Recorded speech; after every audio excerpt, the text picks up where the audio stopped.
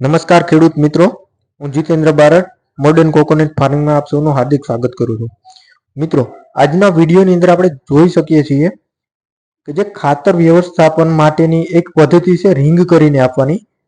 તો એના માટે આપણે જે નાના ટ્રેક્ટર છે રિંગ અત્યારે થઈ રહી છે, તમે વિડીયોની અંદર જોઈ શકો છો. આના દ્વારા બે બેનિફિટ થશે.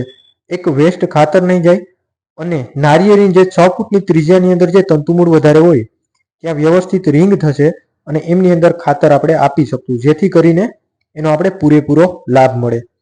હવે આ તમે જોઈ શકો છો, આવી રીતના જો રિંગ કરવાની, આ જે 6 ફૂટની અંદરની ત્રિજ્યાનો ગાળો છે તો એમાં, અને આ રિંગને બહુ ઊંડી નથી કરવાની, તમે જેમ વિડીયોની અંદર જો એવી રીતના ઊંડી નથી કરવાની, જેથી કરીને વધારે મૂળ તૂટે નહીં.